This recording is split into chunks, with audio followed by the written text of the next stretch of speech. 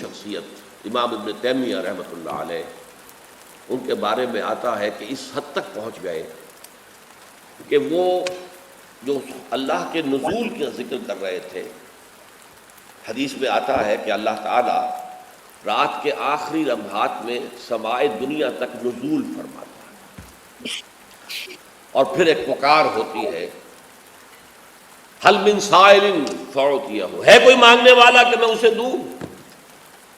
سارے انٹا غفیر سو رہے ہیں یا کوئی کھڑا ہے میری جناب میں اور مانگ رہا ہے مجھ سے کچھ؟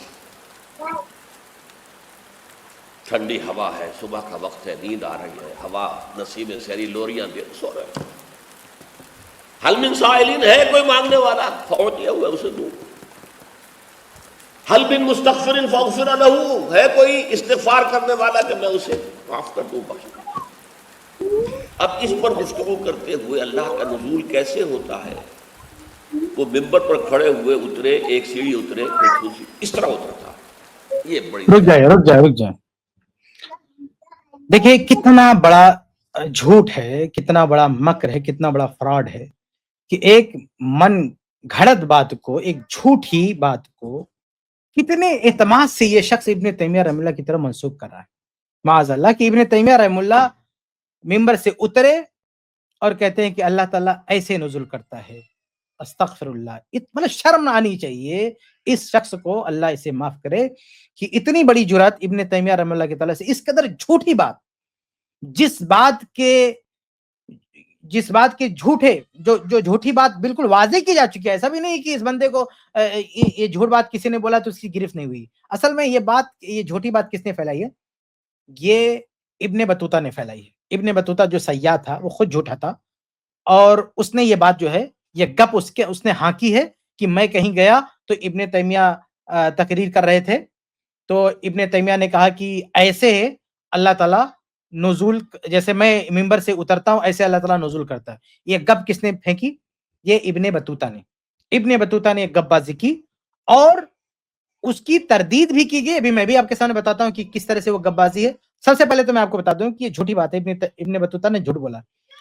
اس سے پہلے میں آپ کو بتا دوں کہ ابن تیمیہ رحمہ اللہ کا عقیدہ کہاں؟ ابن تیمیہ رحمہ اللہ کا عقیدہ ابن بطوطہ بتائے گا اور جھوٹا بتائے گا؟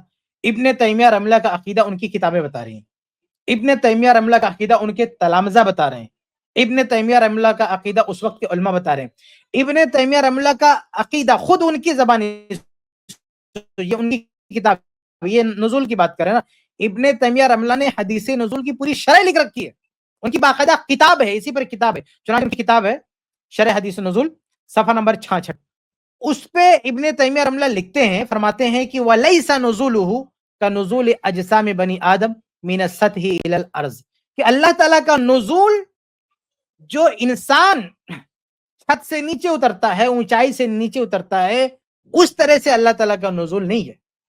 آپ سوچئے کہ ابن تیمیہ رحمہ اللہ نے تشبیہ سے بالکل انکار کیا کہ ہم مخلوق سے، یعنی انسان جس طرح سے اونچائی سے نیچے اترتا ہے، ہم اس طرح سے اللہ تعالیٰ کے نزول کو نہیں مانتے، ہم تشبیہ نہیں دیتے۔ ابن تیمیہ رحمہ اللہ کا یہ اعلان، یہ عقیدہ، یہ وضاحت ان کی اپنی کتاب میں موجود ہے، جو کتاب آج آپ کو کہیں بھی مل جائے گی۔ اتنی بڑی سچائی اور اتنی بڑی حقیقت کے ہوتے ہوئے یہ شخص کس طرح سے جھوٹی بات ابن تیمیہ رحمہ اللہ کی طرف منسوب کرا کہ ابن تیمیہ رحمہ اللہ نے ایسا کہا۔ معاذ اللہ، ان کی کتابیں آپ کو توفیق ہوتی، جا کے آپ ابن تیمیہ رحمہ اللہ کی کتابیں پڑھتے ہیں، ان کی اسے پتہ چلتا ہے کہ اس بندے نے ابن تیمیہ رحمہ اللہ کی عقیدے کی کوئی ایک کتاب ہی نہیں پڑھی ہے۔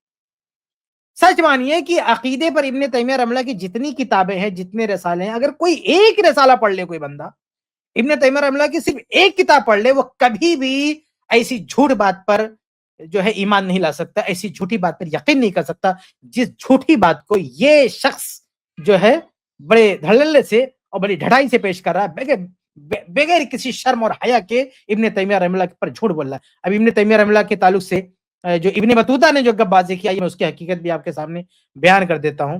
دیکھیں، ابن تیمیہ رحمہ اللہ دمشق میں جمعرات کے دن رمضان میں 9 تاریخ کو 726 ہجری میں جو ہے ابن بطوطہ جو ہے یہ دمشق میں جہاں ابن تیمیہ رحمہ اللہ تھے وہاں یہ کب پہنچا تھا۔ ابن بطوطہ نے خود لکھا ہے کہ وہ ابن تیمیہ رحمہ اللہ کے علاقے میں کب گیا، یہ کسی اور نے نہیں، ابن بطوطہ کا جو سفر نامہ ہے اس میں ابن بطوطہ نے خود لکھ رکھا ہے کہ وہ 726 ہجری میں جو ہے 9 تاریخ کو رمضان میں وہ دمشق گیا. یہ جو ابن بطوطہ کی کتاب ہے صفحہ نمبر 297 اس پہ اس نے خود لکھا ہے. جبکہ یہ جو تاریخ اس نے درج کی ہے کہ یہ ابن تیمیہ رحمہ اللہ کے علاقے میں کب آیا, ابن تیمیہ رحمہ اللہ اسی سال 1 مہینہ پہلے شعبان میں, یہ رمضان میں پہنچا تھا, شعبان میں ابن تیمیہ رحمہ اللہ قید کیے جا چکے تھے, یعنی جیل میں وہ پہنچ چکے تھے. وہ منبر پر مسجد میں خطبہ دینے کے لیے موجود ہی نہیں تھے. جس ڈیٹ میں ابن بطوطہ کی انٹری ہوئی ہے دمشق میں, اس ڈیٹ سے اس سے 1 مہینہ پہلے ابن تیمیہ رحمہ اللہ جیل جا چکے ہیں, اور ابن تیمیہ رحمہ اللہ تقریباً 2 سال تک قید میں رہے. اب یہ بہت ساری کتابوں میں آپ کو یہ مل جائے گا, جیسے امام ذہبی رحمہ اللہ کی کتاب معجم شیوخ, عیان العصر صفدی کی کتاب ہے, اور بہت ساری کتابیں. اس پر میرا پورا ایک مقالہ بھی ہے, آپ نیٹ پہ جا کے دیکھ سکتے ہیں, تفصیل سے میں نے سارے حوالے دیے ہیں.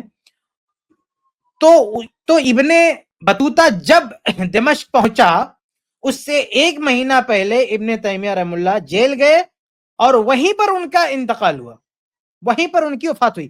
یعنی شعبان میں جب جیل گئے تو جیل سے باہر نہیں آئے, وہیں ان کا انتقال ہو گیا. اور جیل میں جانے کے بعد یہ ابن بطوطہ ان کے علاقے میں آتا ہے اور کیا کہتا ہے, میں نے ابن تیمیہ رحمہ اللہ کو تقریر کرتے ہوئے دیکھا. وہ اتر رہے تھے تو انہوں نے کہا کہ ایسے اللہ تعالیٰ نزول کرتا ہے, تو پتا چلا کہ یہ جھوٹ بول رہا ہے. اس سے بہت ہی واضح طور پر معلوم ہوا کہ ابن بطوطہ نے ابن تیمیہ رحمہ اللہ پر صاف جھوٹ بولا ہے. ابن تیمیہ رحمہ اللہ جبکہ اسی شعبان میں جب گئے تھے جیل میں, اسی قید میں آپ کا انتقال ہو گیا تھا. آپ یہ اور بھی کتابیں دیکھتے ہیں, ابن کثیر رحمہ اللہ ان کے شاگرد ہیں, ان کی کتاب بدایہ نہایہ جلد 14 صفحہ 123 پہ دیکھ سکتے ہیں, طبقات الحنابلہ جلد 2 صفحہ 405 پہ دیکھ سکتے ہیں, اور بھی بہت ساری کتابوں میں دیکھ سکتے ہیں. یہی وجہ ہے کہ ابن بطوطہ کو کذاب کہا ہے, ابن بطوطہ کو جھوٹا لوگوں نے کہا ہے. ابن خلدون نے بھی مقدمہ میں لکھا ہے صفحہ نمبر 228 پر کہ لوگوں نے ابن بطوطہ کو جو ہے جھوٹا شمار کیا. اس نے جو باتیں, جو قصے کہانیاں بیان کی, تو لوگوں نے اسے اس کی قصہ بیانی میں اسے سچا نہیں مانا, اس کو جھوٹا قرار دیا. یہ ابن خلدون نے لکھا ہے. اس کے علاوہ ایک اور بات ہے کہ ابن بطوطہ کا جو سفر نامہ ہے, وہ سفر نامہ ابن بطوطہ نے خود نہیں لکھا اپنے ہاتھ سے, بلکہ ابن بطوطہ کا سفر نامہ کسی اور نے لکھا ہے, اور جس نے یہ ابن عبداللہ بن جزی ہے, اس نے وہ سفر نامہ لکھا ہے. اور یہ جس نے لکھا ہے اسے بھی لوگوں نے جھوٹا کہا ہے. اسے بھی ابن حجر رحمہ اللہ کی کتاب ہے الدرر الکامنہ, تو اس میں بھی انہوں نے لکھا ہے کہ بعض نے اس کو جھوٹا کہا ہے, بعض اس کو بری مانتے تھے, سچا مانتے تھے, لیکن اس پر بھی جھوٹ بولنے کی تہمت ہے کہ اس کو بھی جھوٹا کہا گیا. تو بہرحال دونوں میں سے کنفرم ہے کہ کوئی ایک جھوٹ بول رہا ہے, یا تو ابن بطوطہ نے خود جھوٹ بولا اگر اس لکھنے والا سچا ہے.